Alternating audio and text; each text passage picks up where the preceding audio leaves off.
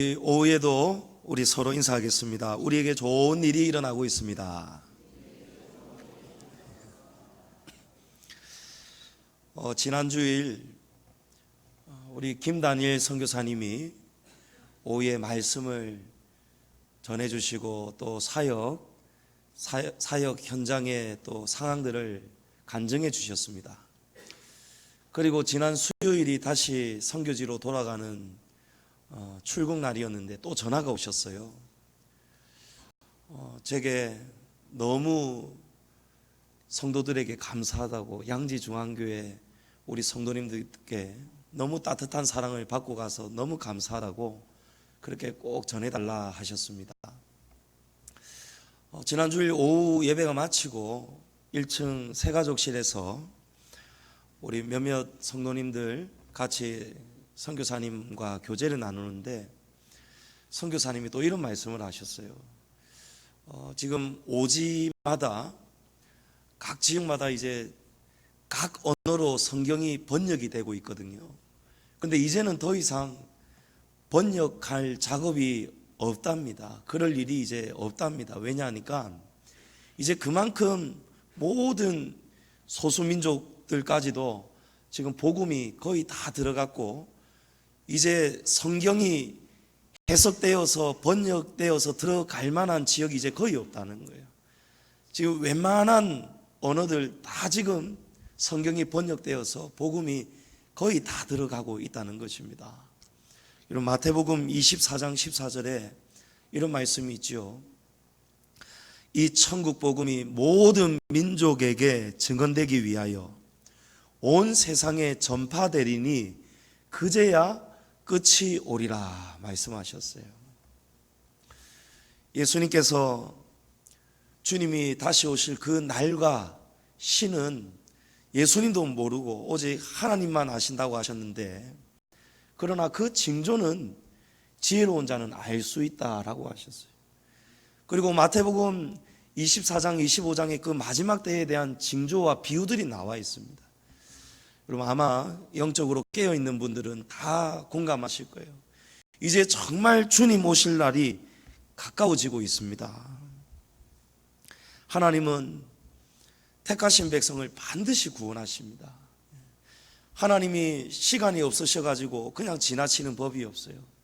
하나님은 마지막 그 민족에게까지 누구나 공평하게 이 복음의 기회가 들어가야 된다는 거예요. 그래서 하나님은 오늘도 이 시간을 우리에게 주시는 줄을 믿습니다. 여러분 짐 엘리엇 선교사 이야기 아시죠? 짐 엘리엇이 친구 4명과 함께 에콰도르에 있는 아우카 그 소수민족 원시 부족입니다. 이들은 식인종이에요. 이 원시 부족에게 복음을 전하고 싶은 이 열망을 주셨단 말입니다. 하나님께서. 그래서 대학을 졸업하고 자녀가 있고 가정이 있는데도 친구 4명하고 이날만을 손꼽아 기다렸습니다. 바로 아우카 부족에게 어떻게 하면 들어갈 수 있을까? 왜냐하면 이곳은 길이 없는 거예요.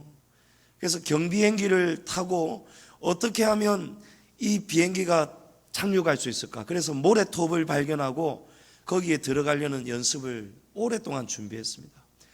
그리고 경비행기가 마침내 안전하게 착륙을 하고 착륙하자마자 아우카 부족이 화살과 창을 들고 이 사람들을 맞이하죠. 여러분 이 사람들이 짐 엘리엇과 친구들이 그 땅에 도착하자마자 복음 한 번 못 전하고 창에 죽음을 당했어요. 여러분 어떤 사람들은 이렇게 생각할지 모릅니다. 참 무모하게 살다 갔다. 무모한 사람들이다. 복음을 전하려고 해도 꼭 저렇게 전해야 되는가? 여러분 처음에는 누군가의 희생이 필요합니다. 말이 안 통하고 원시 부족에게 어떻게 누가 들어가서 어떤 슬기로운 방법으로 복음을 전하겠습니까? 그런데 사람들은 전부 다 자기 생각 가지고 세상을 바라보는 거예요. 고린도전서 1장 21절에 하나님께서 전도에 미련한 것으로 믿는 자들을 구원하시기를 기뻐하셨도다. 할렐루야. 우리가 보기에는 이 전도 방법이 미련해 보일 수도 있어요. 그렇다 할지라도 하나님은 그 전도에 미련한 것으로라도 하나님은 세상을 구원하시기를 기뻐하신다는 사실입니다. 짐 엘리엇이 친구들과 죽은 나이가 28이었습니다. 그로부터 1년 뒤에 부인 엘리자베스가 자녀와 또 그 죽은 친구들의 가족들과 주변의 지인들, 뜻있는 사람들을 모아서 이 아우카 부족을 찾아가죠. 이 아우카 부족은 절대로 여자는 안 죽인다고 합니다. 그래서 들어가서 5년 동안 이들을 위해서 미리 간호 자격증을 따고 이 아우카 민족을 위해서 의료 봉사를 했다고 합니다. 그리고 5년이 지나서 이제 떠날 때가 되었을 때 이 키모라고 하는 아우카 부족에 힘 있는 사람이 묻는 거예요. 당신은 왜 우리에게 와서 이렇게 친절을 베풀고 가느냐? 그때 처음 이야기하는 거예요. 키모 씨, 나는 사실 5년 전에 당신이 죽였던 바로 그 짐 엘리엇이라는 사람의 부인입니다 하고 사진을 보여주는 거예요. 여러분, 우리 영화를 같이 보았죠? 예. 그걸 보고 이 키모라는 사람이 마음이 우는 거예요. 미안하고. 그래서 이 복음이 도대체 어떤 거길래 우리를 위해서 이 청년들이 와서 죽임을 당했고, 우리가 죽인 그 사람들의 가족들이 우리를 복수를 하는 게 아니고 오히려 우리들에게 이렇게 봉사를 하고 글을 가르쳐주고 문명을 일깨워주고 가는가.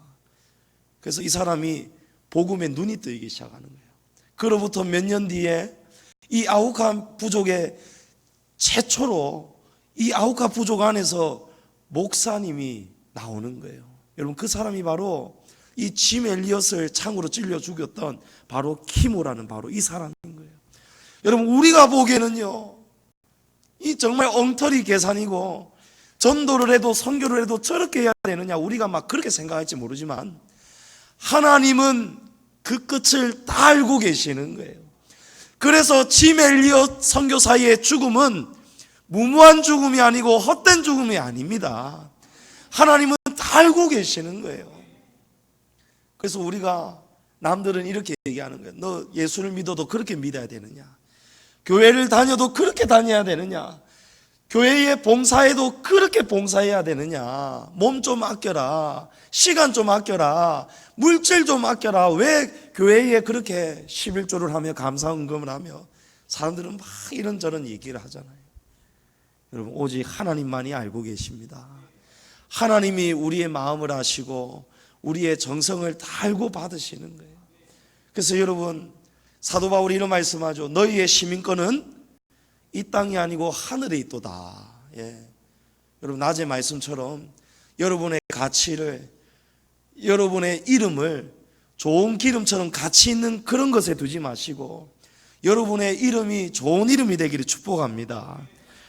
하나님은 우리의 이름을 알고 계시는 거예요.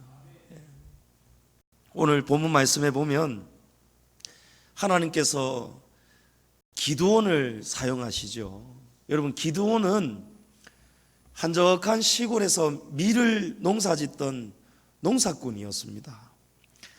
그런데 이 기드온이 살던 이 이스라엘 시대, 여러분, 사사시대는 하나님의 구원과 심판의 연속이지 않습니까?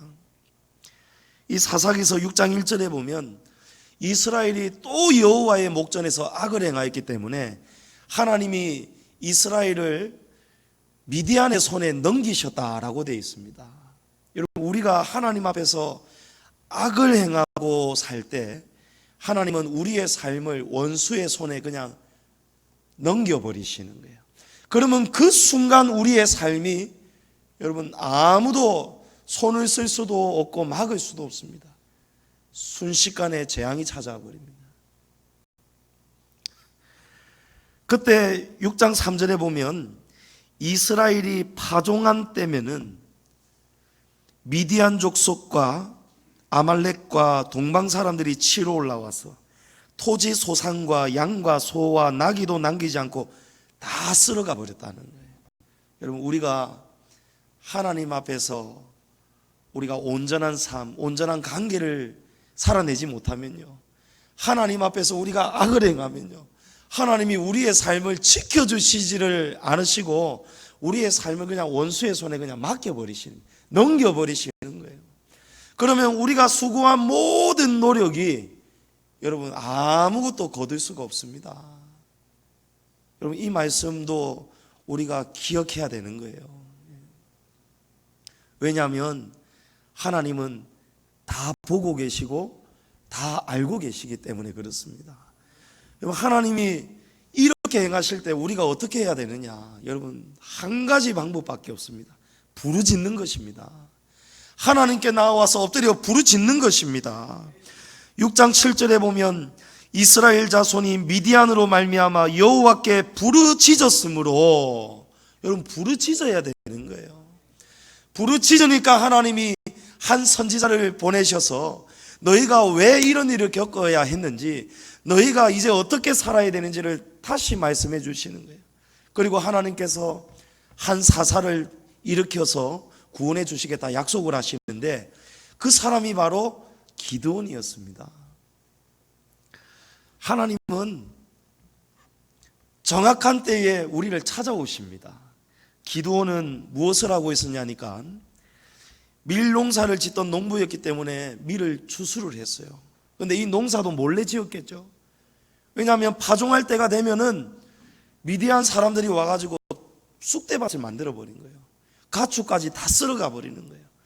그래서 이 기드온이 지금 어디에서 타작을 하냐면 창고에 들어가서 몰래 숨어서 타작을 합니다. 왜냐하면 밀 타작은 원래 크고 성대하게, 지금 기계도 타작 기계도 큰데 마당에서 해야 되는데 그렇게 했다가는 미디안 사람들이 와서 다 쓸어가 버리니까, 그래서 포도주 틀, 여러분 포도주 틀은 아주 작습니다. 거기에서 숨어서 소리 없이 지금 타작을 하고 있었어요. 그때 여호와의 사자가 기드온을 찾아오셨고 하나님께서 너를 사용해서 이스라엘을 미디안 손에서 구원하실 계획을 말씀하셨습니다. 여러분 하나님이 아무나에게 절대 찾아오시지 않습니다. 저와 여러분 하나님을 그냥 믿은 게 아니고요, 에베소서의 말씀처럼 너희는 그 은혜에 의하여 믿음으로 말미암아 구원을 받았으니 이것은 너희에게서 난 것이 아니요 하나님의 선물이다라는 거예요. 여러분 하나님이 저와 여러분을 아시고 이 선물을 가지고 어느 날 찾아오신 것입니다. 우리 안태강 성도님, 진월남 성도님, 하나님이 두 분을 아시고 찾아오신 거예요. 저는 이 두 분을 대할 때마다 얼마나 우리 양지중앙교회가 자랑스럽고 하나님의 놀라운 역사를 정말 가슴 벅차게 경험하게 되었으니 너무너무 기쁜 거예요. 두 분이 평생을 참 신이라고 믿었던 그곳에서 하나님이 때가 되니까 그 우상에서 풀러내 주시잖아요. 여러분 정말 하나님 살아계시지 않습니까? 하나님은 정확하게 우리의 이름을 알고 찾아오시는 거예요. 우리 제갈은혜 자매가 본래도 어렸을 때 하나님 잘 믿었지만 잠깐 그저 떠나게 되었다가 하나님이 때가 되니까 또 찾아오시는 거예요. 그래서 우리 양지중앙교회를 만나면서 이렇게 막 이제 이름값을 하는 거예요. 그죠? 이름도 은혜요, 비치는 모습도 이제는 은혜요. 여러분 은혜지 않습니까? 여러분 이 모든 일을 하시는 분이 하나님입니다. 제가 점심 먹고 우리 교육자실에 들어갔는데 잠시 우리 각준 전도사님 책상에 앉아 있었거든요. 근데 제가 원래 단 것도 별로 안 좋아하고 초콜릿도 잘 안 먹고 이러는데 전도사님 책상에 보니까 누가 줬는지 모르겠는데 이 동그란 큰 알이 있는 금박지에 쌓여 있는 그 뭐라 하더라, 무슨 뽀로로 빼레로 뭐 하여튼 뭐 그런 초콜릿이 있어요. 그게 딱 3개가 들어 있는데요, 열지 않은 새 상태였어요. 새 상태. 근데 그게 딱 보니까 견물생심이라고, 제가 갑자기 당이 모자란가 당이 땡기는 거예요. 저거 하나 먹었으면 좋겠는데 주인이 없으니까 함부로 먹을 수가 없잖아요. 그러고 있는데 제가 우리 권사님하고 집사람이 있길래 내 원래 이런 거 별로 안 좋아하는데 왜 이리 이 초콜릿이 보기에 탐스럽고 먹고 싶은가? 그 이야기를 했거든요. 그러고 바로 딱 나왔어요. 식당으로 나왔는데 갑자기 전남욱 권사님이 목사님 부르더니 목사님 이거 하나 입에 넣어드릴까요? 이러는데 단 거예요. 단 거. 초콜릿 과자예요. 그래서 옆에 사모님이 계셨는데 제가 단 거 별로 안 좋아하는 거 아니까 그런 눈빛으로 보시는 거예요. 저거 안 먹을 건데. 근데 제가 권사님하고는 제가 속 빼가지고 입에 넣었거든요. 너무너무 맛있는 거예요. 눈이 띄지더라고요. 여러분 당이 필요할 때가 있습니다. 근데 그걸요 우리 집사람도 모르고 아무도 모르는데 하나님은 아시더라는 거예요. 그래서 제가 우리 전도사님도 그냥 막 뺏어 묵어도 되는데 제가 못 뺏어 묵고 나오니까 하나님이 제 마음을 이쁘게 여기시고 딱 그 타이밍에 정권사님을 통해서 제가 먹고 싶어한 그거를 하나님이 공급해 주시더라는 거예요.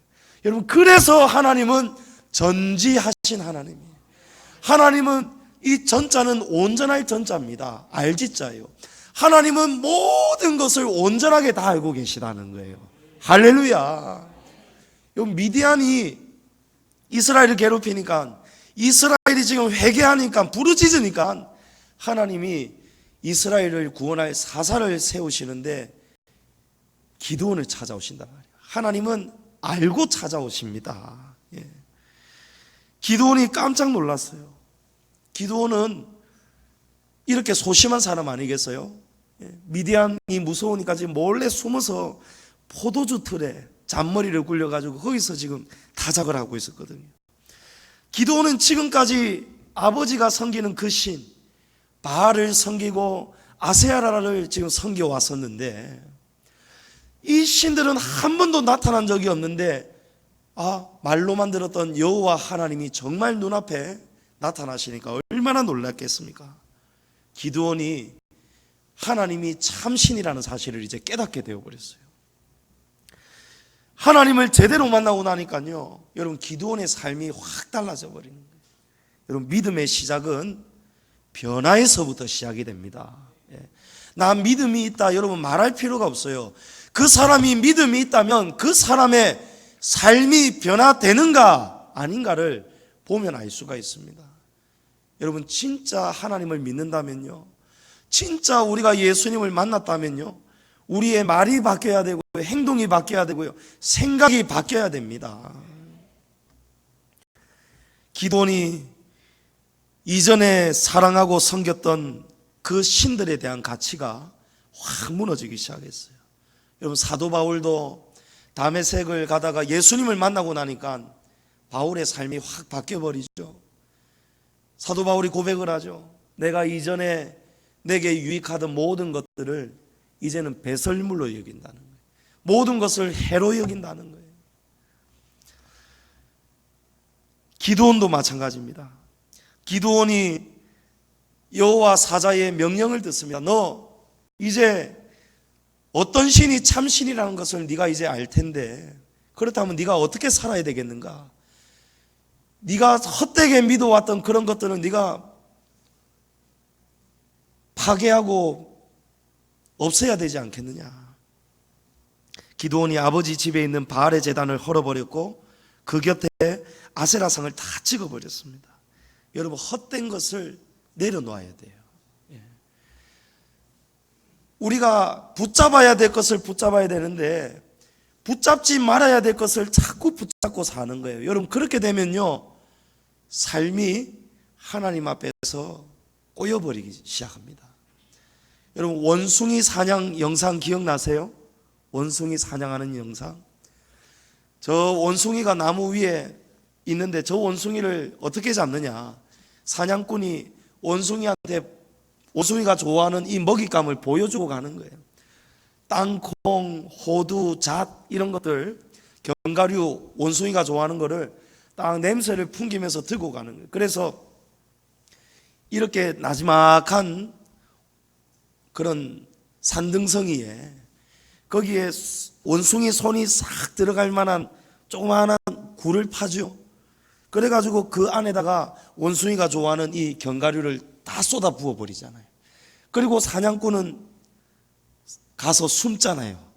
그러면 원숭이가 내려와가지고 거기에 손을 집어넣어가지고 손에 잔뜩 견과류를 확 집어버리잖아요. 그리고 사냥꾼이 나타나죠. 사냥꾼이 원숭이 가까이까지 다가오는데도 원숭이가 도망을 못 치는 거예요. 왜요? 이걸 너무 꽉 잡아버려가지고 들어가는 입구는 작은데 이 손을 놓아버려야, 견과류를 놓아버려야 손이 빠져나올 텐데 이 들어간 손이 이것들을 지금 확 붙잡고 있으니까 손이 빠지는 거예요. 원숭이가 왁왁 하면 꽝 지르면서 이 손을 붙잡고 이 왜 안 빠지지? 왜 안 빠지지? 이러잖아요. 여러분, 내려놓으면 빠지는데, 그죠? 헛된 것을 내려놓으면 빠지는데 지금 당장 지금 필요한 게 뭐냐는 거예요. 지금 필요한 것은 견과류가 필요한 게 아니고 사냥꾼이 자기를 잡아가려고 오기 때문에 놓아버려야 되잖아요. 여러분, 인생은 타이밍입니다. 오늘 우리가 지금 어디에 지금 가치를 두고 살아가는가? 내가 지금 무엇을 지금 흠뻑 짊어지고 있는가? 여러분, 하나님 앞에 심는 것에 방해가 되는 것이 있다면 여러분, 지혜롭게 사시기를 축복합니다. 하나님을 위해서 헛된 것을 우리가 포기할 줄 알아야 된다는 것입니다. 사람들이 기드온이 이제 이 사실을 깨달았잖아요. 아, 이거 다 가짜였구나. 그리고 바알 제단과 아세라상 다 파괴했잖아요. 그러니까 사람들이 이 소식을 듣고는 저 기드온이라는 자가 죽으려고 지금 미쳤구나. 그래서 기드온에게 찾아왔어요. 기드온의 아버지한테 너 아들 기드온 내놔라. 우리가 기드온을 죽여버릴 것이다. 어디 감히 우리 바알신을 제단을 파괴를 했단 말인가. 그러니까 기드온의 아버지가 요아스가 바알이 정말 살아있는 신이라면 우리 아들을 가만두지 않을 것이다. 당신들이 손에 그렇게 피를 묻힐 필요가 있느냐. 우리가 믿는 바알신이 진짜 신이라면 우리 아들 기드온 바알신이 어떻게든 가만두지 않을 것이다. 우리 한번 지켜보자. 여러분, 그랬더니 아무 일도 일어나지 않죠. 왜 그럴까요? 기드온을 찾아올 바알신은 이 세상에 어디에도 없기 때문에 그렇습니다. 여러분, 헛된 것을 내려놔야 된다는 거예요. 그래서 예수님을 만났다면 우리의 삶에서부터 변화가 돼야 되는 거예요. 이전에 내게 유익하였지만 이제는 깨닫는 거예요. 아, 이게 유익이 아니었구나. 내가 지금 바라봐야 될 것, 주목해야 될 것은 저 하늘이지 이 땅이 아니구나. 여러분, 깨닫는 거예요. 깨닫는 거예요. 그래서 그때부터 사람들이 기드온을 여룻바알이라고 불렀습니다. 이 뜻은 바알과 겨루다, 이런 뜻이에요. 여러분, 한 사람의 믿음이 자라면요, 가정과 주변 환경에 변화가 일어납니다. 10년 전하고 너는 똑같구나. 여러분, 이 소리는 좋은 소리가 아니에요. 우리의 믿음이 항상 자라가야 되고 항상 우리의 삶은 변화돼야 될 줄을 믿습니다. 우리 한 사람이 변화되면요, 여러분, 가정도 변화가 되는 거예요. 말씀 몇 번 드렸지만 우리 민우 형제가 정말 가정 안에서 더 가치관이 바뀌고 더 열심히 있고 믿음 생활이 더 뜨거워지고 이러니까요, 그동안에 믿지 않으시고 교회를 나오시지 않으시던 아버지가 그 어머니 권사님이 교회 가자고 할 때는 그렇게 교회를 안 다니시고 들어주신 적이 없는데 우리 아들 민호 형제가 삶이 더 변화가 되어지고 가정 안에서도 그렇고 더 귀한 아들이 되니까요, 아버지 이제 교회 가요 이러니까 그날부터 지금까지 한 주도 안 빠지고 교회를 잘 나가고 계시다는 거예요. 여러분, 예수 믿으세요 100마디 1000마디 하는 것보다도요, 우리의 삶이 변화가 되는 것, 우리의 말과 행동에서 예수 그리스도의 향기가 나올 때 여러분, 그것이 복음의 능력이 될 줄 믿으시기 바랍니다. 기드온이 이렇게 바뀌니까요, 여러분, 주변에 사람들이 모이는 거예요. 기드온이 삶이 변화가 되니까요, 리더가 됩니다. 기드온이 우리 이제 미디안과 싸웁시다 하니까 몇 명이 모였습니까? 32,000명이 모였어요. 기드온이 사실은 처음부터 담대한 사람이 아니었습니다. 기드온이 처음에는 저는 못합니다 이래버렸어요. 여러분, 하나님이 쓰시는 사람은요, 대부분의 공통점이 약하고 부족한 사람들입니다. 모세도 말을 잘 못하는 사람이었습니다. 예레미야도 저는 아이라 말을 할 줄 모릅니다 라고 할 때 하나님은 예레미야에게 너는 아이라 말하지 말고 내가 너를 누구에게 보내든지 너는 가며 내가 내게 무엇을 명령하든지 너는 그대로 말하라. 여러분 이리 말씀하셨어요. 여러분 우리가 일하는 거 아니더라고요. 여러분 제가 2015년 11월 달에 양지중앙교회에 다시 돌아오고 부임하면서 여러분 제게는 굉장히 큰 압박감이 있었어요. 왜냐하면 우리 교회의 사정을 밖에서는 모르기 때문에 남들은 아버지가 개척한 교회 아들이 뭐 이어받으러 갔다 이렇게 생각할 수 있잖아요. 세상이 말하는 그런 세습이라는 소리를 할 수 있잖아요.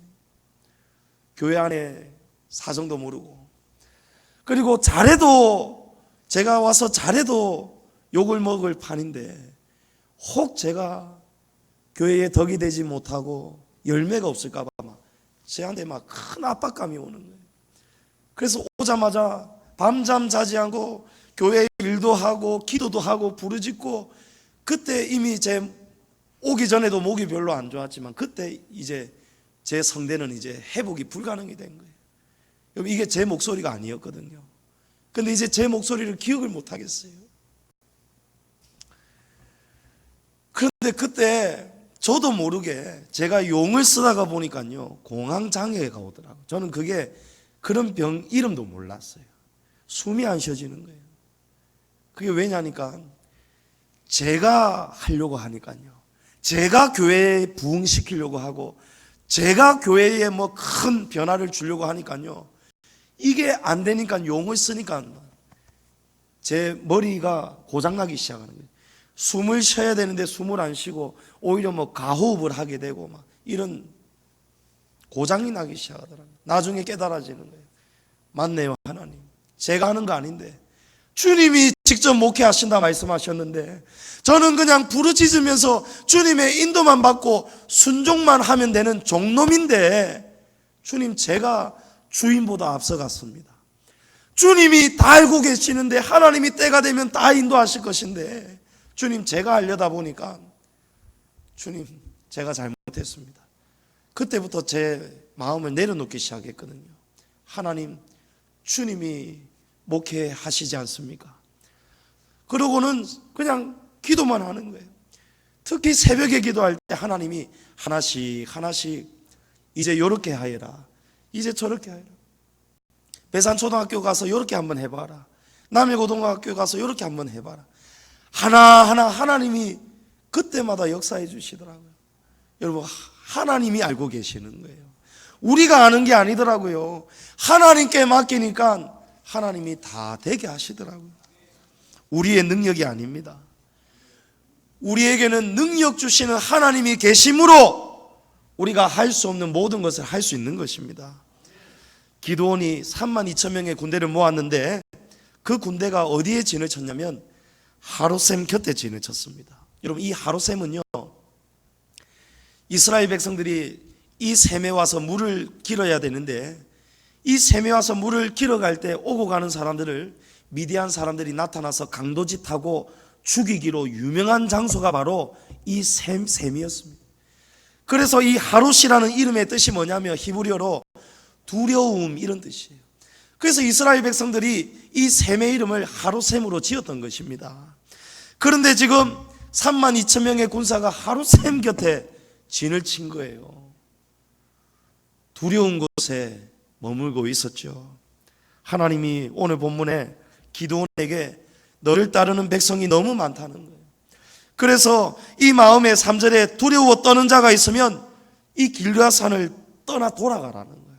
여러분 지금 32,000명이 모였는데요 미디안 군대의 숫자는 13만 5천 명이에요 13만 5천 명하고 32,000명이 싸워야 되는데 여러분 이건 사실은 불가능한 싸움 아니겠어요?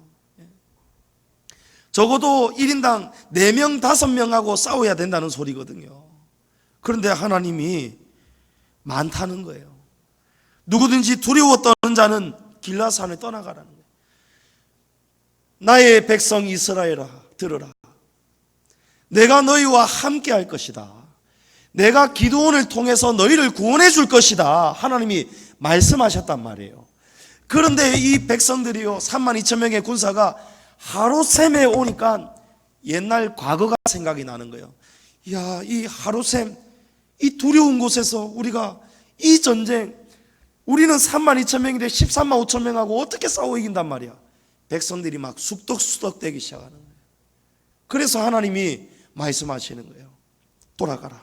두려워 떠는 자는 돌아가라. 여러분, 사람이 보기에는 불리한 숫자인데 하나님은 많다는 거예요. 지금 이 백성이 많다라고 말씀하시는 거예요. 여러분, 이것이 하나님의 계산 방법인 줄을 믿으시기 바랍니다. 왜냐하면 전쟁의 결과는 하나님이 이미 다 알고 계시는 거예요. 우리는 몰라서 두려워 떠는데 하나님은 다 알고 계시는 거예요. 그래서 전지하신 하나님을 우리가 믿어야 되는 거예요. 여러분, 하나님은 두려워 떠는 자는 사용하지 않으십니다. 두려움이 앞서면요, 부정적인 말이 나옵니다. 40일 동안 12명의 정탐꾼들이 가나안 땅을 정탐하고 돌아왔을 때 10명이 두려워했지요. 우리는 그들에게 메뚜기와 같다. 두려워하니까 어떻게 됩니까? 부정적인 말과 생각이 지배해버리죠. 그들 때문에 온 이스라엘이 그날 통곡하고 울어버리지 않습니까? 하나님은 우리를 시험하시는 거예요. 두려운 상황 속에서도 내가 이미 결말을 알고 있기 때문에 너희는 나를 믿고 믿음으로 나아가라 할 때 믿음으로 나아가는지 아니면 두려움에 패배하는지를 하나님은 날마다 시험하는 거예요. 하나님은 10,000명이 남았는데 22,000명이 돌아가고 10,000명이 남았는데 4절에 보니까 백성이 아직도 많으니 물가로 데려가 그들을 시험하리라. 여러분, 하나님은 시험하시는 분입니다. 그래서 이 물을 먹는 모습을 통해서 하나님은 9,700명을 더 출려내시고 300명을 하나님은 사용하십니다. 여러분, 13만 5천 명하고 300명의 싸움, 여러분, 이건 말도 안 되는 싸움이죠. 예. 물을 먹는 자세를 보고 6절에 300명은 무릎을 꿇지 아니하고 손으로 물을 떠서 핥아 입으로 마셨고. 여러분, 적은 언제 어디서 나타날지 모르잖아요. 무릎을 꿇고 머리를 쳐박아서 물을 먹은 그 사람들은 여러분, 자세가 하나님 앞에서 틀렸다는 거예요. 적이 언제 어디서 쳐들어올지 모르기 때문에 무릎을 땅에 대지 않고 입으로, 개가 핥아 먹는 것처럼 입으로 핥아 먹고, 만약에 적이 나타나면 무릎이 땅에 없기 때문에 언제든지 즉시 몸을 돌릴 수 있고 싸울 수 있는 준비와 자세가 된 사람, 하나님은 그런 사람을 사용하시겠다는 거예요. 물 마시는 태도가 하나님은 그 태도까지도 하나님은 다 보고 계셨다는 거예요. 그래서 하나님은 우리의 모습을 다 지금 지켜보고 계십니다. 누가복음 16장 10절에 지극히 작은 것에 충성된 자는 큰 것에도 충성되고 지극히 작은 것에 불의한 자는 큰 것에도 불의하다. 여러분, 지극히 작은 것에 충성하시는 성도 되시기를 축복합니다. 하나님이 저와 여러분의 삶의 모습을 보시고 하나님이 우리가 지극히 작은 것에도 충성하였기 때문에 하나님이 큰 일을 저와 여러분에 맡기셔서 하나님 앞에 정말 좋은 이름 남기시기를 축복합니다. 여러분, 300명이 이제 싸우는 거예요. 여러분, 이 싸움의 결과는 어떻게 됩니까? 승리합니다. 하나님이 승리하게 하시는 거예요. 나중에 하나님께서 이 미디안 진영을 하나님께서 소동이 일어나게 하셔가지고요, 이 13만 5천 명이요 300명이 항아리에 불을 숨기고 가고 나팔을 크게 부르고 항아리를 깨뜨리고 이러니까 막 그런 요란한 소리와 나팔 소리를 듣고 혼비백산해가지고요 자기들끼리 놀래가지고 서로 칼질을 했다는 거예요. 13만 5천 명이 300명하고 싸우는 게 아니고 13만 5천 명이 자기들끼리 싸워 서로 죽였다는 거예요. 여러분, 하나님은요, 사람의 상식, 사람의 계산, 사람이 믿을 만한 구석 가지고 하나님은 절대 일하시지 않으십니다. 하나님은 불가능한 속에서도 가능하도록 하나님은 역사하시는 분이란 말이에요. 여리고성이 어떻게 무너집니까? 하나님의 말씀대로 순종할 때 무너지죠. 6일 동안 하루 한 바퀴씩 돌아라. 도는 동안에 너희는 말 한마디 하지 말아라. 마지막 날에는 7바퀴를 돌고 다 돌고 나면은 일제히 제사장들은 나팔 소리를 크게 불러라. 그럴 때에 나머지 백성들은 와 하고 함성을 크게 외쳐라. 여러분, 이게 하나님 방법 아닙니까? 여러분, 어떻게 이 방법으로 그 견고한 성읍을 무너뜨린단 말입니까? 이건 말도 안 되고 상식이 없는 거예요. 여러분, 상식 가지고 세상 살지 마십시오. 상식은 서로 상자, 서로가 아는 지식이에요. 여러분, 세상 사람이 가르쳐주는 방법대로 살면 안 됩니다. 성도는 반드시 하나님의 말씀이 가르쳐주시는 방법으로 살아야 된다는 것입니다.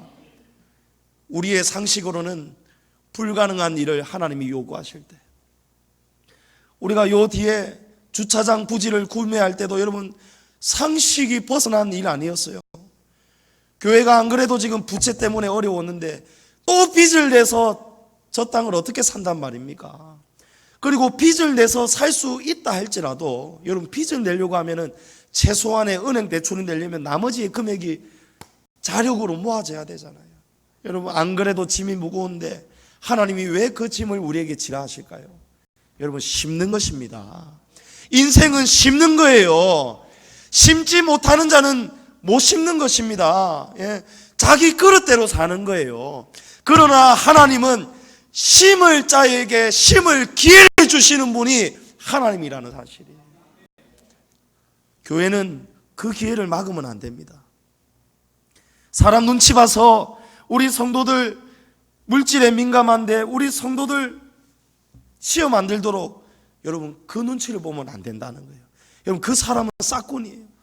주의 종은 성도를 온전하게 하고 봉사의 일을 감당하게 하고 성도들을 잘 가르쳐서 성도들의 이름 하나하나가 하나님 나라의 귀한 이름이 되도록 만드는 것이, 그것이 여러분 하나님이 이곳에 단임 목사를 세우고 주님의 종들을 세운 목적이 아니겠습니까? 여러분, 하늘나라의 부자 되셔야 될 거 아니에요. 오늘 낮에 목사님 말씀처럼 하늘나라에 갔는데 길 가다가 저 천국 모퉁이에서 만났는데 여러분이 좀 멱살을 붙잡는 거예요. 목사님, 좀 심도록 우리의 마음이 부담이 되더라도, 짐이 무겁더라도, 내가 지금 와서 보니까 내 마음은 편하게 살았을지 몰라도 하나도 제대로 심은 게 없습니다. 목사님, 어찌 책임지실 겁니까? 그럼 제가 대롱대롱 달려가지고 할 말이 없겠죠. 그러나 저는 그렇게 안 살 겁니다.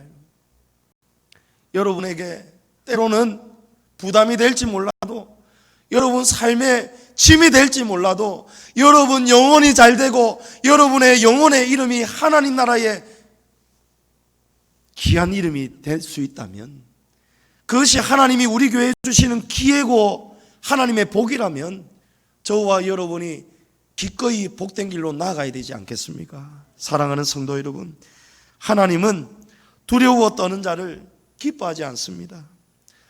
하나님은 13만 5천 명과 300명을 시험하고 추려서 남기셨어요. 그러나 이 300명으로도 하나님이 대승을 거두게 하셨습니다. 사랑하는 성도 여러분, 하나님은 전지하신 분입니다. 하나님은 다 알고 계십니다. 우리는 결말을 모르기 때문에 두려워 떨지만 하나님은 이미 결말을 아시고 우리에게 나오라는 거예요. 믿음으로 순종하라는 거예요. 성도 여러분, 한 번뿐인 인생, 믿음다운 믿음으로 살아가시기를 축복합니다. 우리 집사람이 제가 신혼 때 이 한마디를 물었어요. 여보, 당신 내가 어느 날 갑자기 어느 날 나를 믿느냐? 내가 지금 한국을 떠나야겠다, 어디를 지금 급히 가야 되는데 내 말만 믿고 나를 믿고 따라올 수 있느냐 물었거든요. 우리 집사람이 뭐라고 했게요? 당연하죠, 따라가야죠. 그러는 거 있죠. 신혼 때 저 감동받았습니다. 그런데 한 10년 넘게 살아보니까요, 집사람 말과 다르게 진짜 그런 상황이 생긴다면 요즘은 절대 안 따라올 것 같은 거예요. 그래서 제가 며칠 전에 한 번 더 물었어요. 여보, 당신 신혼 때 나한테 이런 얘기를 했는데 지금도 나를 따라오겠느냐? 내가 갑자기 알지도 못하는 어느 나라로 우리 가족 다 데리고 빨리 가야 되니까 나를 따라오라고 하면 따라올 수 있겠느냐? 이러니까 저를 한번 싹 보더니 머리가 회전이 되더니 그럼요, 가야죠 이러는 거예요. 이 분명히 달라요. 달라.